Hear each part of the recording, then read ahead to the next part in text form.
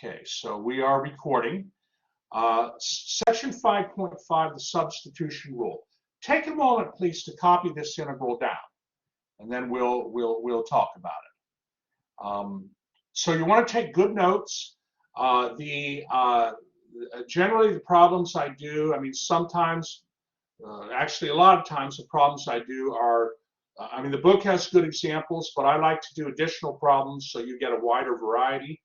So you want to be taking good notes here. All right.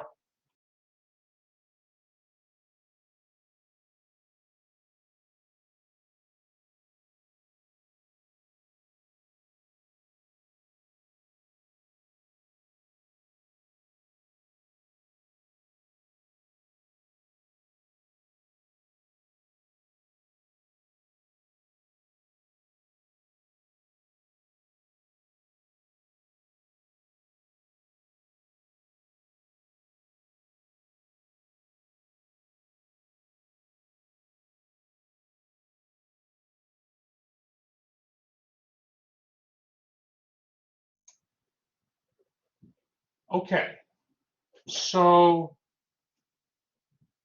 offhand, we don't know what the antiderivative is of 3x times the square root of 1 plus x squared. We don't know what that antiderivative is. What makes this problem difficult? What makes this problem difficult as opposed to like the antiderivative of, you know, like x cubed dx?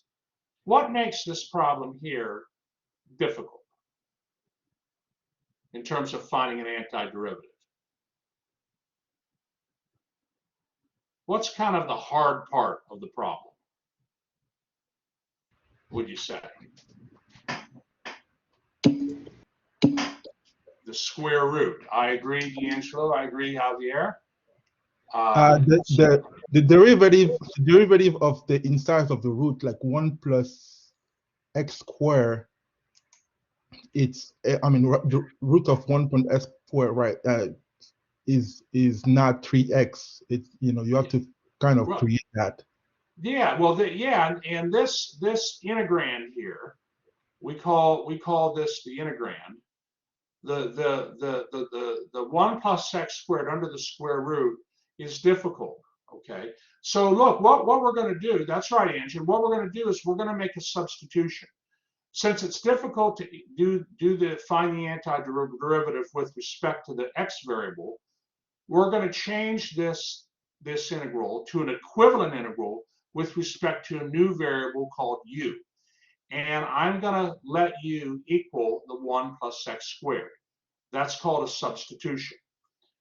So let me go to the next page here, where the solution is, and I'll take you through this.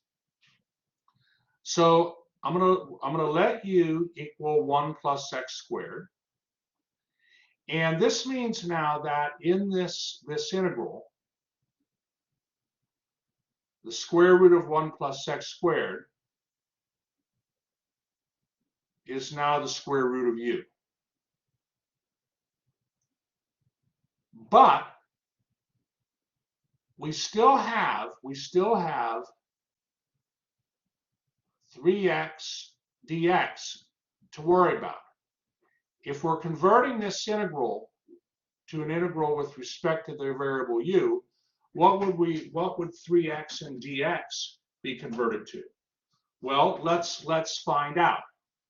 So, okay, u equals 1 plus x squared. So that means then the derivative of u with respect to x, this is Leibniz notation, du dx, that would equal 2x. Okay, well now how's that help us? How does that help us, the fact that du dx equals 2x? Well, if du dx is equal to 2x, okay, I want to get the du alone. Well, a derivative is a rate, right? And it's a rate, and it's a fraction, right? Like miles per hour. There's a numerator and a denominator. So what I can do is I can multiply both sides of this equation by dx. And if I do that, the dx is simplified, and I'm left with du equals 2x dx. And that's how I get to this next step here. Okay, so, but the thing is, we're not interested in 2x dx. We're interested in 3x dx. Well, if I take this equation, du equals 2x dx, and I multiply both sides of that equation by 3/2, like I do here, then the right-hand side of the equation becomes 3x dx. And so 3x dx will equal 3/2 du. And so this means that the 3x dx portion of the integral can be written as 3/2 du. And so now the entire integral has been converted to an integral with respect to the variable x to an integral with respect to the variable u. And therefore, this integral, which I call integral I, okay, that integral I can be rewritten as this integral here, the integral of the square root of u times 3/2 du. And it's a much simpler integral. Okay, before I go on, let's make sure everybody's comfortable up to this stage. Please let me know if you have any questions.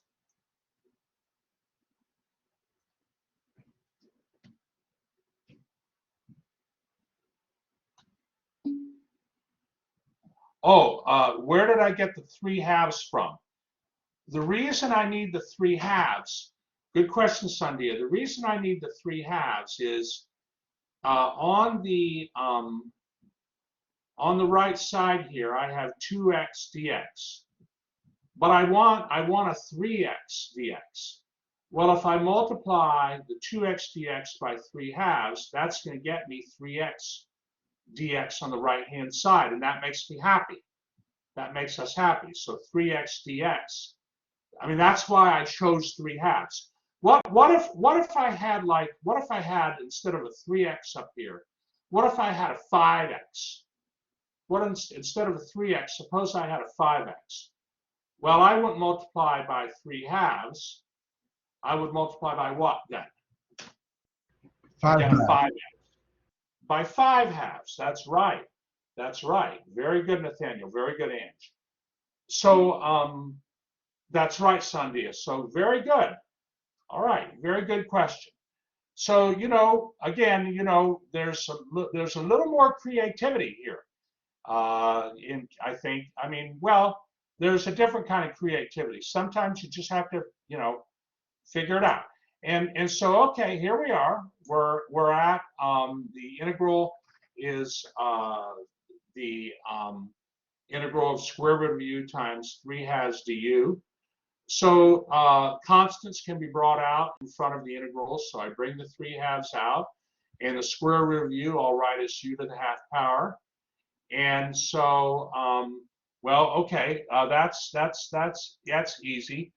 The antiderivative of u to the 1/2 is going to be 2/3 times u to the 3/2. So how did I get that? Well, I went the opposite of the power rule. When you take a derivative of a variable with some power, you subtract 1 right off the power. The antiderivative is reverse. I add 1 to the power. So I add 1 to the 1/2 power, but then in the denominator, I have to make the adjustment of 1/2 plus 1. And that's how, okay, well then this would equal u to the 3/2 over 3/2. but then that's just 2/3 times u to the 3/2 power, and that's how you get this. And so 2/3 times, or 3/2 times 2/3, then, when we multiply that, we're going to get just u to the 3/2 power. So we found the antiderivative. We found the antiderivative. It's u to the 3/2 power plus your constant of integration c. But remember, our original integral here is an integral with respect to x, not u, not the variable u, the variable x. And so what do I have to do with the u? I have to substitute back in what u was, which is 1 plus x squared to the 3/2 power, 1 plus x squared. And so then this is going to be my antiderivative. That's going to be my antiderivative. Professor? Yes. So how do we know what to substitute from? Like, how do we know that u have to be 1 plus x squared? Like, so of course that's going to come, that'll come, good question, Ange. That's going to come from experience, doing problems, working homework, but generally what you want to do is you want to, I mean, usually I want to be careful because there's no like rule that works 100% of the time. But many times with the substitution, you focus on the difficult part of the problem and let u be that part. And we'll do a second example so you can see this, Ange. Good question. Good question. Are there any questions before I go to the next page? Any other good questions? So I encourage questions. That help. They help. Those help. It helps everybody.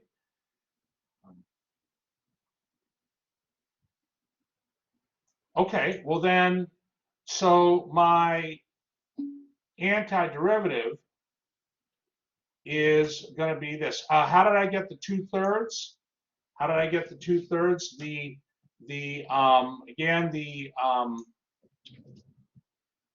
The antiderivative of u to the 1/2 power is u to the 1/2 power over 1/2 plus 1.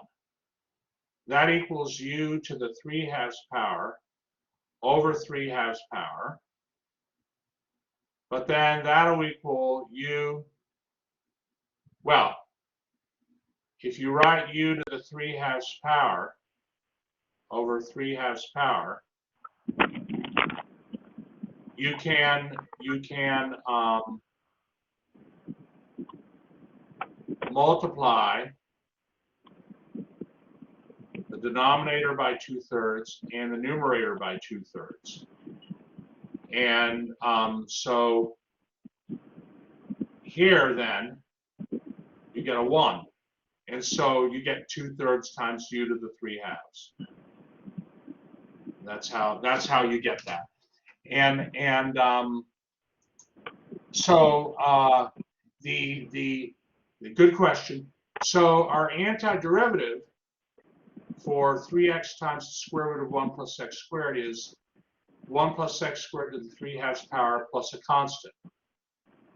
But we can do a check on that, right? I mean, every time we get an antiderivative, we check in our mind that it works.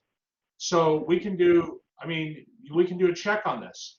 If we take the derivative of 1 plus x squared to the 3/2 power plus the constant, well, we know the derivative of a constant is 0. And what special rule would I use to find the derivative of 1 plus x squared to the 3/2 power? There's an outer function, which is the 3/2 power, and then an inner function, which is 1 plus x squared. So how do you differentiate a composite function? What do you in calculus 1? What's the special rule? The chain rule. The chain rule. Very good. The chain rule. So the outer function is the 3/2 power.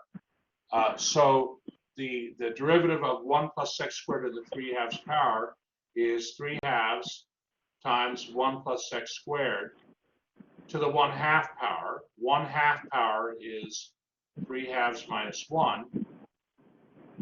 But then you have to do the derivative of what's inside here, the 1 plus x squared, and that gets you 2x. And so, sure enough, when you simplify this, you'll get 3x times the square root of 1 plus x squared.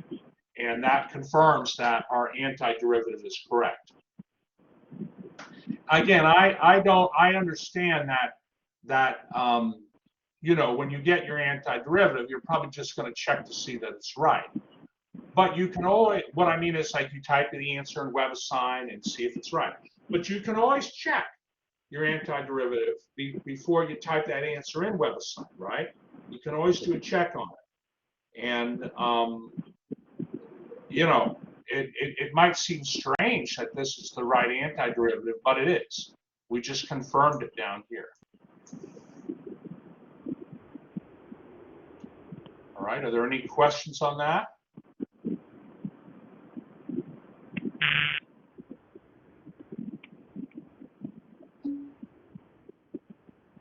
Yes, I'll go back in one moment, Sandia.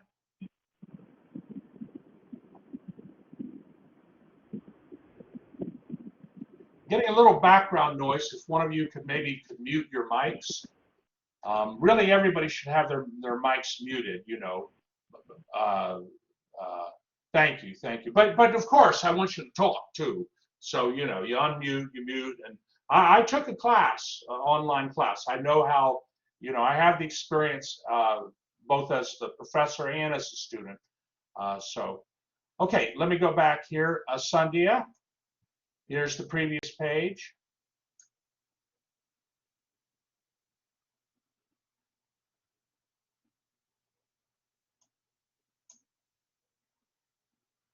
Any questions?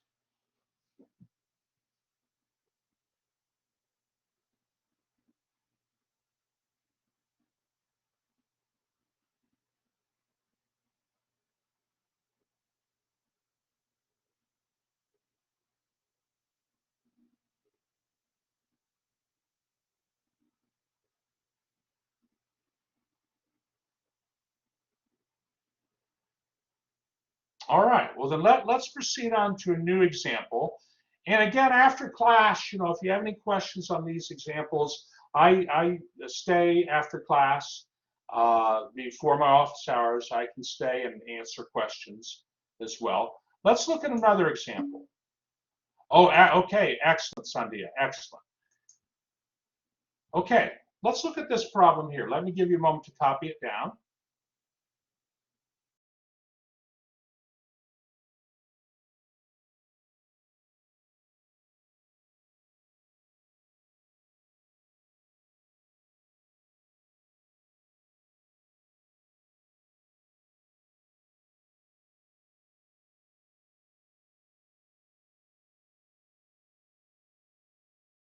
Professor?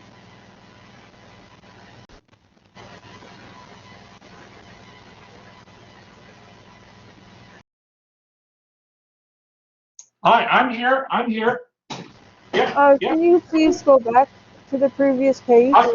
I wanna continue move forward, Sandia, but I'll go back. I'll go back. We're gonna take a little break here in a moment, okay? So Okay. during the break, all right. Let me go back. I promise you, you'll have an opportunity, okay? You need to. Don't worry. Don't worry. Okay. Don't worry. This class, you're asking very good questions. So that's good. That's good. So let's look at this now. Again, wow, you know, you didn't see any integral like this from in calculus 1. Okay, so we need a technique to work this out. Clearly, I'm not going to be able to do this integral. I mean, what I mean is there is an antiderivative with respect to x, but I don't know what it is. So I have to make a substitution. So again, here we go. We're going to let u we're going to let u equal something. What would you recommend?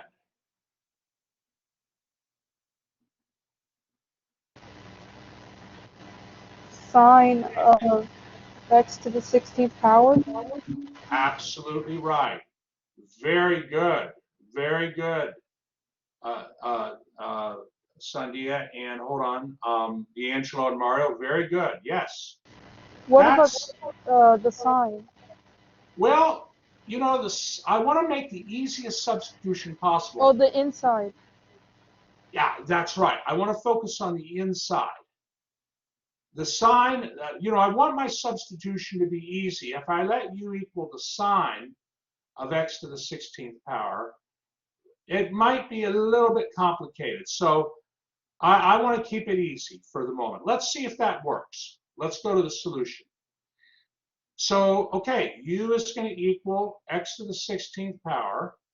And so that means now in my integral I, the sine of x to the 16th now is the sine of u. So that's accounted for. Try to make that look good. That's accounted for. And what's left is x to the 15th power dx. Okay, I have to replace that also. So, well, let's see. Let's see. U is x to the 16th power, so the derivative of u with respect to x is 16 times x to the 15th power. And of course, I can of course, here, I can multiply both sides of that equation by dx, by that differential. And that's going to get me then du equals 16 times x to the 15th power. But remember, what I want is x to the 15th dx. I have on the right side 16x to the 15th dx. So what I can do is I can multiply both sides of this equation by 1/16.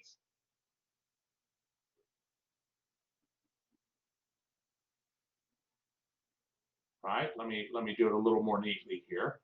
I can multiply. This is all in the recording.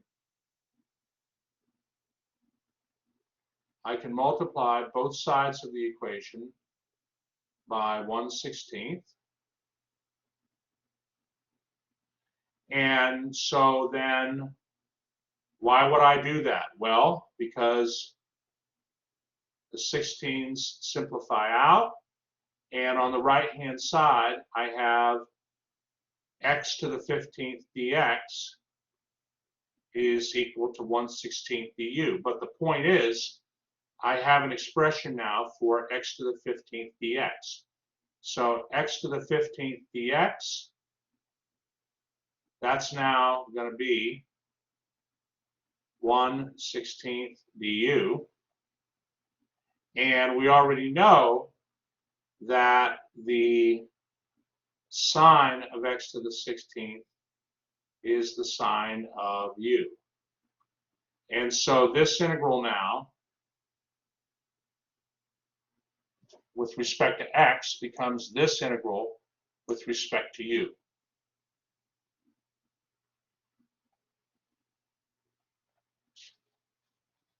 Okay, are there any questions on that?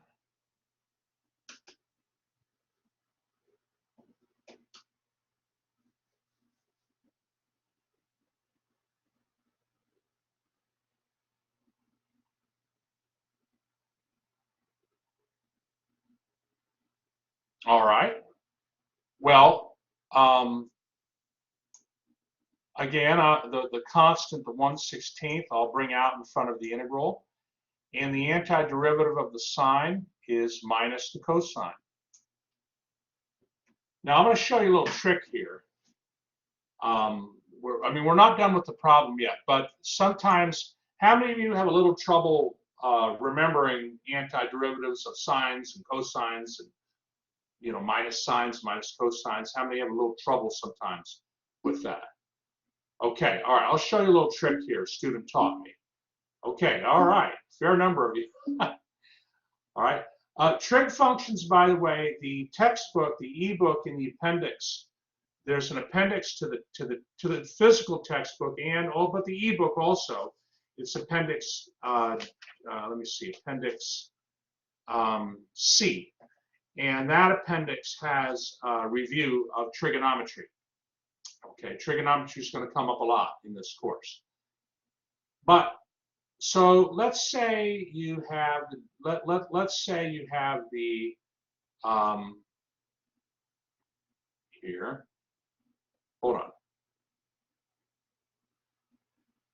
Just give me a moment here. So what's the derivative of the sine? The derivative of the sine Cosine. is cosine, right. What's the derivative of cosine? Minus sine. Minus sine. It's always easier to do derivatives than antiderivatives. What would the derivative of minus sine be? Minus cosine. Minus cosine. Right. And then the derivative of minus cosine Is sinus. would be the sine.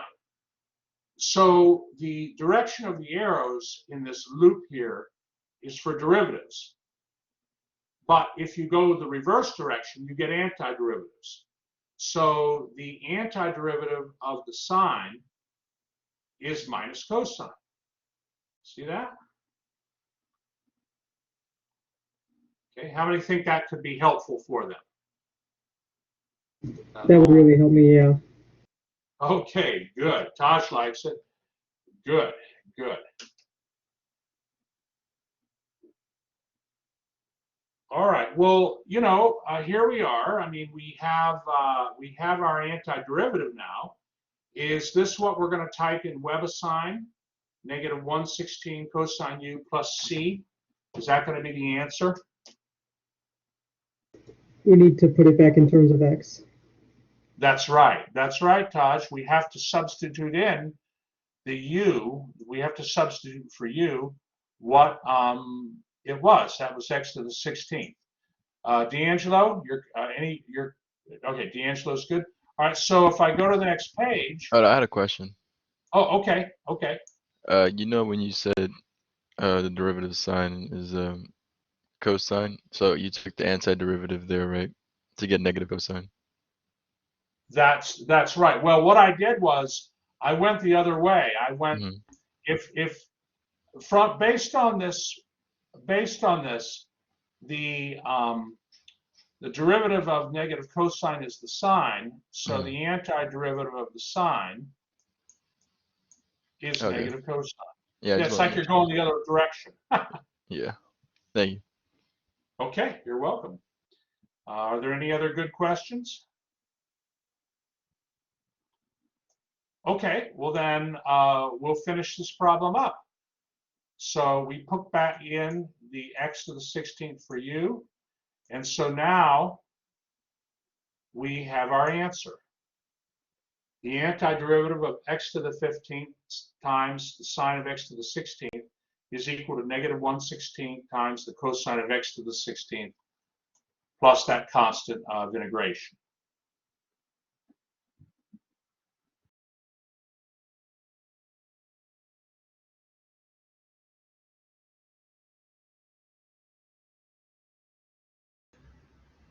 I have a question. Yes, Justin. Okay, so on WebAssign, let's say you could you multiply the answer like negative 1/16 times cosine x over 16 and put that as an answer like negative cosine x to the 16th over 16th? Sure. Could that be? You could put yes. that. Okay. WebAssign would take that, yes. All right, thank you. WebAssign wants simplified radical form for the answers. The only time it'll normally, like a decimal answer, like if WebAssign says round your answer to the nearest hundredth or something, then or nearest hundredth place or thousandth place, then it wants a decimal answer. But otherwise, WebAssign wants exact answers, simplified radical form. And I have in WebAssign, I set the numerical tolerance very tight, so that basically, you know, the simplified radical form answers are what are going to be the only ones that are going to be like counted as right. And I do that for several reasons. One is because simplified radical form is the best answer, but also sometimes a student will occasionally do a problem wrong, but then maybe WebAssign would accept their answer because the numerical tolerance, you know, is too large. So I set it tight so that kind of thing doesn't happen. I've seen it happen, and you know, all right. Well, very good question. Very good question. So we can only put our answers this way on WebAssign. We can't. That's correct. Well, okay. no, like you could put your answer like this. If you had negative cosine of x to the 16th over 16, that's okay. Yeah, you can write the simplified radical form different ways, but don't take negative 1/16 and write it as a decimal. That's what I mean. Okay. All right. All right. Excellent. Excellent. Any other good questions? I had a question about WebAssign since it just got brought up. Sure, D'Angelo. Sure. Yes. Is it so in WebAssign? Is it going to be like one response, and then if you don't get it right, it's going to be immediately wrong, or? Oh no, no. I wouldn't. You know, I believe that when you're working homework, you should basically, if you know, you're trying to get the right answer, and you know, oftentimes it's going to take more than one try. And in fact, for problems that are free response, where you type in the answer, I give you 100 tries on the homework. Okay. You get 100 tries. Now, multiple choice questions are different. There, the tries are limited for obvious reasons. Yeah. But yeah, good question, D'Angelo. Good question. Are there any other good questions? Thank you, Professor. I was going to ask that question actually. All right. You're welcome, Ange. And Jameson says thank you. Well, excellent, excellent. All right. Well, let me stop the recording.